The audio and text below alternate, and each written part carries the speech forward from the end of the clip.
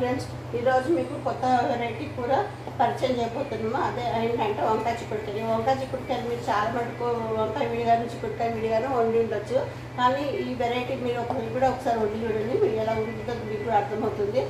ముందుగా ఏంటంటే చిక్కుడుకాయలు వంచేసి వంకాయ కూడా పసుపుని ఉప్పు వేసి నీళ్ళలో ఉడుకుతుంది. మనమ్మ అన్ని నీళ్ళలో వేసి పక్కన కట్ చేసి పెట్టుకోవాలి. నెక్స్ట్ వచ్చి మన చింతపండు ఒక 2 నిమ్మకాయలంత చింతపండు రసం తీసి పక్కన పెట్టుకున్నాను. దీనికి కూరకి పోపు దినుసులు శనగపప్పు, మినపప్పు, ఆవాలు, జీలకర్ర, కరివేపాకు, ఎండుమిరపకాయలు, పసుపు, ఉప్పు, కారం. ఆల్రెడీ పసుపు ఉప్పు ఇందులో వేసేసాను. ఇంకా పసుపుకాయ కారం ఉండదు కాబట్టి సరిపోతుంది. ఎర్రకారం ఒకటి ఉడికాక వేసుకుంటాం. నెక్స్ట్ వచ్చి ఇప్పుడు ఇది క్వినోవా అని రైస్ ఉంది. మిల్లెట్స్ కన్నా 3 ఇంతలు అన్ని ఇందులో ప్రోటీన్స్ ఎక్కువ ఉంటాయి. ఈ ప్రోటీన్స్ అంటే మన గ్లూటెన్, ఫైబరు, ఐరన్ అన్నీ ఎక్కువ ఉంటాయి. కాబట్టి నేను ఈరోజు ఈ రైస్ని వండి మీకు చూపిద్దాం అనుకున్నాను. ఇప్పుడు ఈ కట్ చేసి పెట్టుకున్న ఉడికించుకుందుకు చిక్కుడుకాయ వంకాయ ముక్కలు ఇందులో పెట్టేశాను. దీనిపైన తొలుపుకోకుండా ప్లేట్ మూత పెట్టేసుకోవాలి. ప్లేట్ మూత పెట్టేసుకొని దీని మీద ఈ క్వినోవా రైస్ ఉంది కదా, ఇది కూడా దీని మీద పెట్టేసుకొని సిమ్లో సిమ్ కన్నా కొద్దిగా మంట మీడియం మంట పెట్టుకొని ఒక 2 విజిల్లు రానివ్వాలి. స్టవ్ అంటించేసుకుందాం. స్టవ్ అంటించి కడాయి పెట్టాలి. ఒక 4 చెంచాలంత నూనె వేసి ఫస్ట్ బెండకాయలు వేయించుకోవాలి. మీకు ఇందాకైనా చెప్పాను కదా వంకాయ చిక్కుడుకాయ ఎగురు కూర నెక్స్ట్ క్వినోవా రైస్ వండుతున్నానని. అది దాంతోపాటు బెండకాయ చట్నీ కూడా చేస్తున్నాను.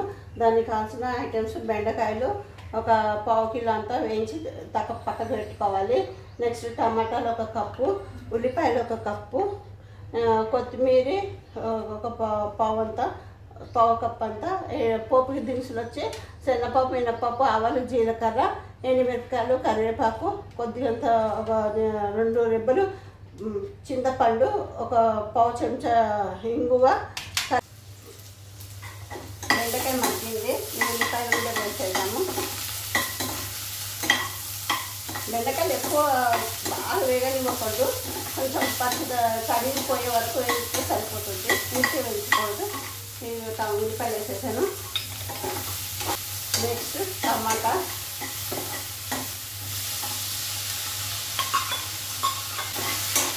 టమాటాలను ఉల్లిపాయలను కడుక్కోవాలంటే మనం పసుపు ఉప్పు వేసుకోవాలి.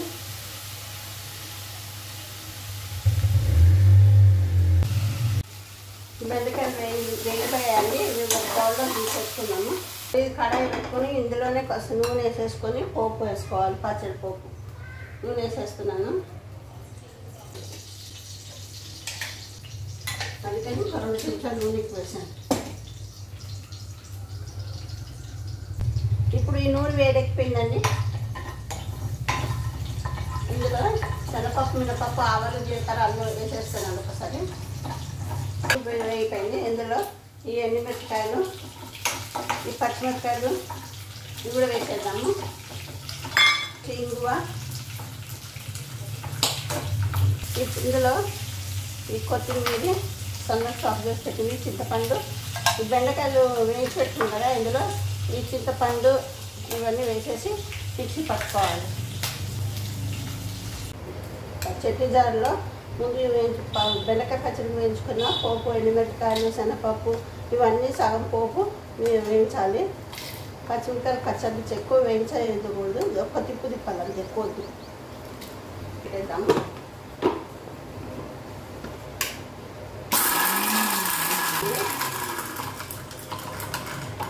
నెక్స్ట్ వచ్చి దీంట్లోనే కొంచెం ఈ బెండకాయలు ఇవన్నీ వేసేసి పసుపు, ఉప్పు, చింతపండు,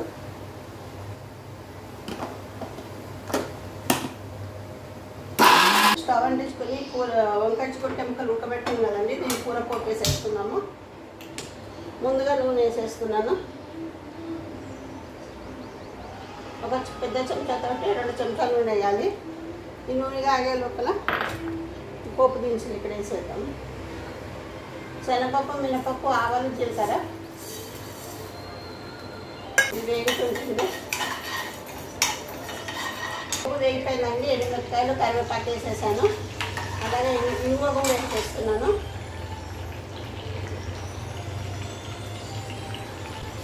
మంచి రుచి వస్తుంది ఇంగువకి. ఇప్పుడు ఈ ఉడికిన కూర ముక్కలు ఉన్నాయి కదా, చిక్కుడుకాయ వంకాయ ముక్కలు ఇప్పుడు ఈ పోపులో వేసేయాలి. ఫైనల్గా అయితే కర్రీ రెడీ అయిపోయిందండి. వంకాయ చిక్కుడుకాయ కర్రీ. దీనిలో పైన కొత్తిమీర గార్నిష్ చేస్తున్నాం. ఈ బౌల్లో మార్చేసుకున్నాక కొత్తిమీర గార్నిష్ చేస్తాం. రోజున లంచ్ అండి. వంకాయ చిక్కుడుకాయ కూర, ఇగురు కూర, నెక్స్ట్ బెండకాయ పచ్చడి, క్వినోవా రైస్.